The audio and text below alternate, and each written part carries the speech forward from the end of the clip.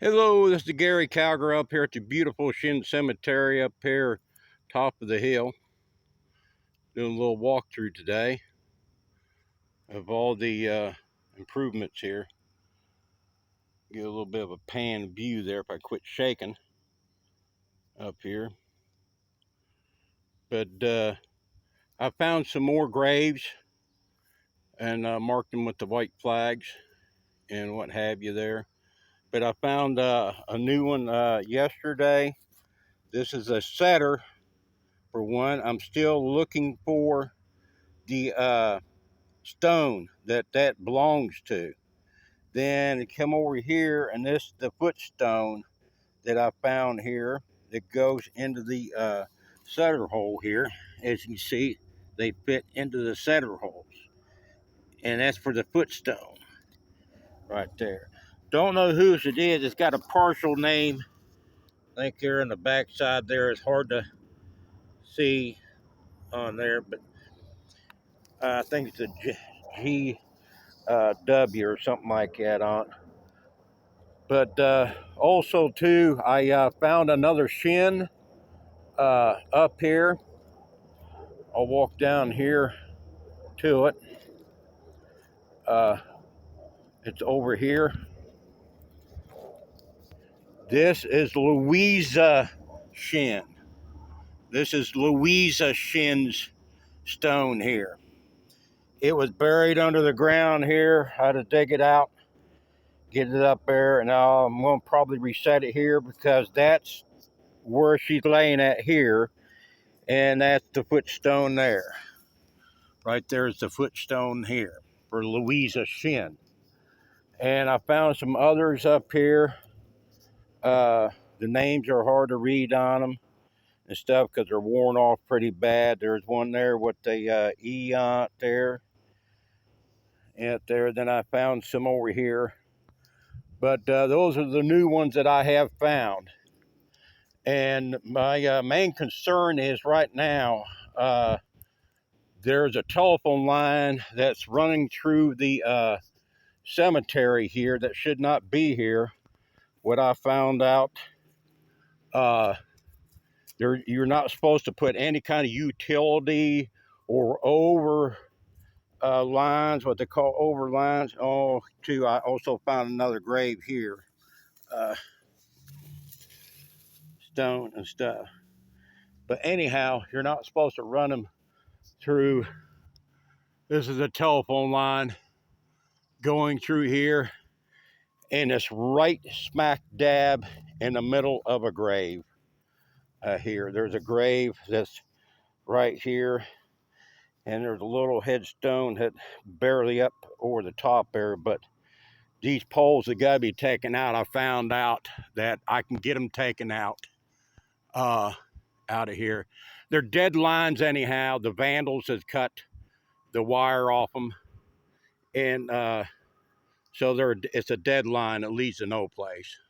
But they cut a pole down over here. But besides the point is getting it all cleaned up, and I have to go over the cliff. This is one of the Shinn stones here.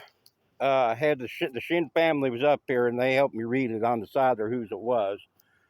But the monument that goes on that is over the cliff, or the cliff up here in the second shelf down there, and you can barely see it down. I got it uncovered. I don't know this here if I can point it out. Get past. It's way down there. You can barely see it. It's the monument that goes up here. Then I have some other stones that over here over the cliff here. Way I understand there was a mean boy back in 1968 that would come up here and smoke, and he would bust off stones and throw them over the hill. But you know that you're going to have that.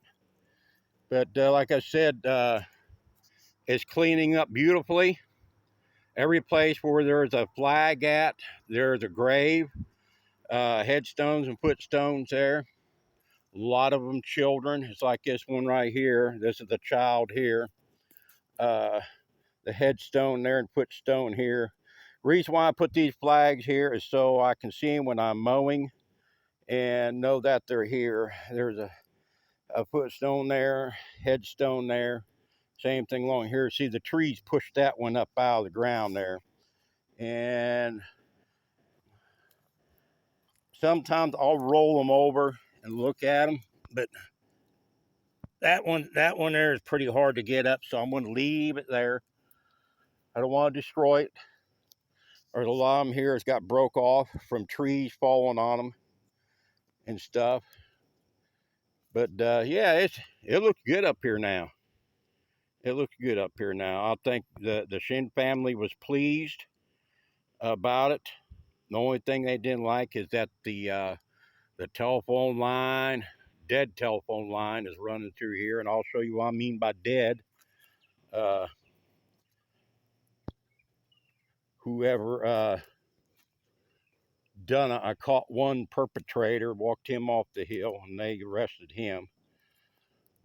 But they cut all the lines off here, so you know it's a dead telephone line there. These lines got cut off and goes on down through there. And also they chopped the pole down right here, and they standing on that to get up the pole and chop some more of the line out. But this one here, this pole ain't hurting nothing. It's out here at the end, but I like to get the other one out. But oh, we got a pretty little critter here. Pretty little moth hanging on one of the flags here. Like I said, some of these stones, the trees growed up around them. And a lot of people, you know, out here at the end, out here, where the Emily province here, her stone was way out here at the end. Emily province. Died July 6, 1863. And she's probably the mother to Emily Shinn. This is Emily Shinn's out here. It was buried under the ground there, and I dug it up. But this is Emily Shinn. 1863 is when she died. It's in July. I think that's I can't read. It looks like a 4. Yeah, I'd say it was the 4th when she died. But that's Emily Shinn. So that's hers.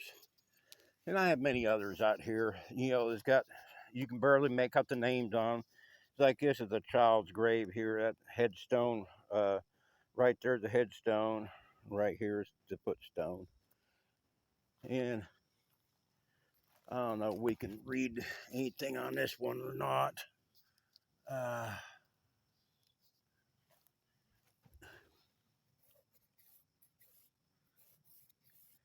Nah.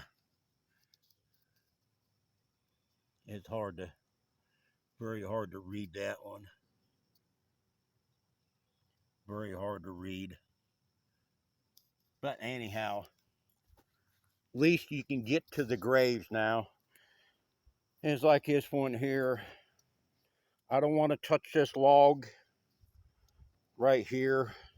This tree is gonna have to come out, but I'll get that later when I get some help up here to help me get that down. But this one here has a gravestone that got growed up into the tree. The tree died. The tree fell over, and I'm not taking this stump out of here. I cut the end of it off and got the log out, but I'm leaving this part here because of that stone. I don't want to disturb the stone because it goes in this area here. So that's that. And other stones here too. But yes, it's cleaned up. It cleaned up very nicely up here. The ground's looking good up here. You can see a lot of the stones over there on the other side. Got all the Adams boys here together. All the Adams here. Got Stephen Adams right there. I found his setter. I dug it out so it can be put back in place, because Steppen was buried under the ground here, up underneath there, and the stone is pretty well preserved. Pretty well preserved there, Steppen Adams there. He was born September 8, 1857, died in 1883. Didn't have very long years. This one here, uh, is John Adams right here. This is John Adams stone. And up above up here, very crudely made, has got J. Adams on it. Pretty cool. Pretty cool. It probably stuck up out of the ground a little bit more, but after periods of years, settlement, leaves and debris, decay and rot and stuff. And it's like I get these little branches all the time that falls up here. Gotta keep them cleaned up. Now this is G.W. Adams here. He was in two pieces scattered out across the cemetery here. But I got him back up here where he should be. And his setter's right here. There. Like I said, the lead's been blowing up here. It's an all-time thing, keeping everything cleaned up. And then I got some other graves out through here. But I just want to show you, some of the graves here and stuff. And how it cleaned up really nice. It's like a park up here now. How parks keep their ground, debris and stuff out of it. So this concludes this little walkthrough. Y'all take care now. Gary Calger, or otherwise known now as the official graveyard man. Bye-bye, y'all.